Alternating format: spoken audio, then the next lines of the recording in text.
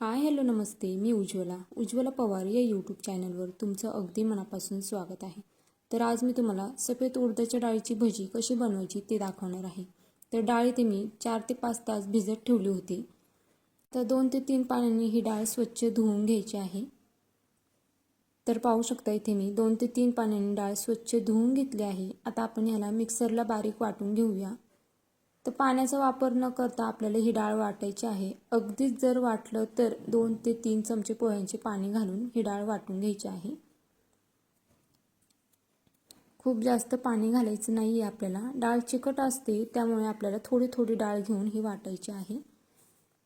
तर पाहू शकता इथे मी सर्व डाळ वाटून घेतली आहे। तर अशा पद्धतीने आपल्याला ही डाळ वाटून घ्यायची आहे। तर यामध्ये मी खूप जास्त पाणी घातलं नाही आहे, अगदीच 2 ते 3 चमचे पाणी मी यामध्ये घातलं असेल। आता यामध्ये आपल्याला जिरे घालायचे आहेत,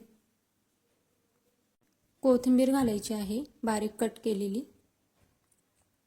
तुम्ही यामध्ये बारीक कट केलेला कांदा सुद्धा घालू शकता, हिरवी मिरची सुद्धा घालू शकता। मीठ घालायचं आहे चवीनुसार। आता हे सर्व छान असं मिक्स करून घ्यायचं आहे आणि चमच्याने आपल्याला हे फेटून घ्यायचं आहे। असं फेटल्यामुळे आपण जी भजी बनवणार आहोत ती आतून जाळीदार आणि सॉफ्ट होते। त्याच्यामुळे व्यवस्थित छान असं हे फेटून घ्यायचंय। तर इथे मी 5 मिनिटं हे बेटर फेटून घेतलं आहे। आता यावरती झाकण ठेवून आपल्याला हे 5 मिनिटं असंच साईडला ठेवून द्यायचं आहे। तर इथे मी 5 मिनिटं झाकून ठेवलं होतं हे बेटर। आता पुन्हा आपल्याला याच्यावरचं झाकण काढून हे पुन्हा एकदा 1 मिनिटभर फेटून घ्यायचं आहे। तोपर्यंत चॅनलवर नवीन असेल तर प्लीज एक लाईक एक सबस्क्राईब नक्कीच करा। नवीन यूट्यूबरसाठी तुमचं एक लाईक एक सबस्क्राईब खरंच खूप लाख मोलाचं असतं। तर इथे मी साईडला गॅसवरती कढईमध्ये तेल गरम करायला ठेवलं होतं। आता तेल गरम झालं की यामध्ये आपल्याला ही भजी सोडून घ्यायची आहे। तर आता आपण चेक करूया तेल गरम झालं आहे का। त्यासाठी थोडंसं बॅटर आपल्याला यामध्ये घालायचं आहे। तर पाहू शकता इथे तेल व्यवस्थित आपलं गरम झालं आहे। भजी सोडायच्या अगोदर गॅस फुल ठेवायचा, त्यानंतरच आपल्याला यामध्ये भजी सोडायची आहे। तर आता इथे मी छोटे छोटे भजी यामध्ये सोडणार आहे। तुम्हाला किती आकाराची भजी यामध्ये सोडायची आहे त्यानुसार तुम्ही सोडा। तर आता इथे सर्व भजी मी यामध्ये सोडून घेते आणि मग मी तुम्हाला दाखवते। भजी सोडताना आपण हातावर तेल उडणार नाही ह्याची सुद्धा काळजी घ्यायची आहे। तर पाहू शकता इथे मी सर्व भजी यामध्ये सोडून घेतले आहे। तर लगेचच आपल्याला हे हलवायचं नाहीये, नाहीतर हे असं खाली चिकटलं जातं। 1 मिनिटभर आपल्याला थांबायचं आहे आणि मग नंतर हे असं हलक्या हाताने मोकळं करून घ्यायचं आहे। तर पाहू शकता इथे असं आलटून पालटून आपल्याला हे सगळीकडून छान असं तळून घ्यायचं आहे।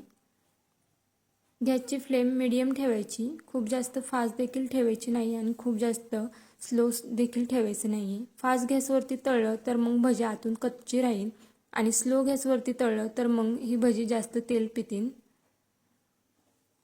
तर पाहू शकता अशा पद्धतीने आपल्याला हे हलवून हलवून छान असं तळून घ्यायचं आहे। तर आता ही भजी तळून झाली आहे। आता आपल्या याला एका भांड्यामध्ये काढून घेऊया।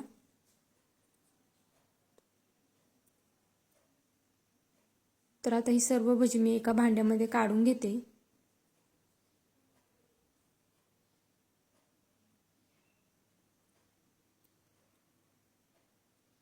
आता ही भजी काढून घेतल्यानंतर पुन्हा गॅस आपल्याला फास्ट करायचा आहे आणि दुसरी सुद्धा बॅच यामध्ये तळून घ्यायची आहे।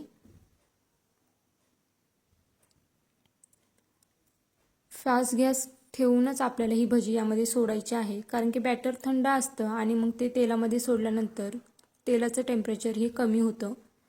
त्यामुळे गॅस फास्ट ठेवायचा आणि मग सर्व भजी आपल्याला यामध्ये सोडून घ्यायची आहे आणि मग त्यानंतर आपल्याला गॅसची फ्लेम मीडियम ठेवायची आहे। पाहू शकता इथे मी सर्व भजी यामध्ये सोडून घेतली आहे। आता 1 मिनिटभर थांबायचं आहे आणि नंतर मग आपल्याला ही भजी आलटी पलटी करून घ्यायची आहे।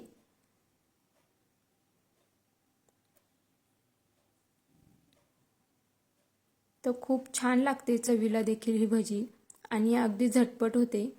तर नक्कीच ट्राय करा तुम्ही सुद्धा। तर आता ही सुद्धा आपली बॅच तळून झाली आहे. आता ह्याला सुद्धा आपण एका बाउलमध्ये काढून घेऊया.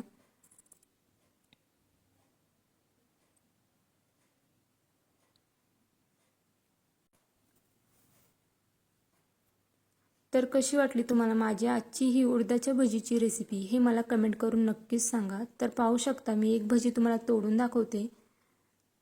तर पाहू शकता आतून खूप छान अशी जाळी देखील आली आहे आणि आतून मऊ आणि बाहेरून क्रिस्पी अशी ही भजी झाली आहे. तर कशी वाटली तुम्हाला आजची ही रेसिपी हे मला कमेंट करून नक्कीच सांगा. तुम्ही माझा व्हिडिओ कुठून पाहताय हे देखील कमेंट करून सांगायला विसरू नका. तर भेटूया उद्या एक अशाच नवीन रेसिपीसोबत. तोपर्यंत सर्वांनी काळजी घ्या. बाय.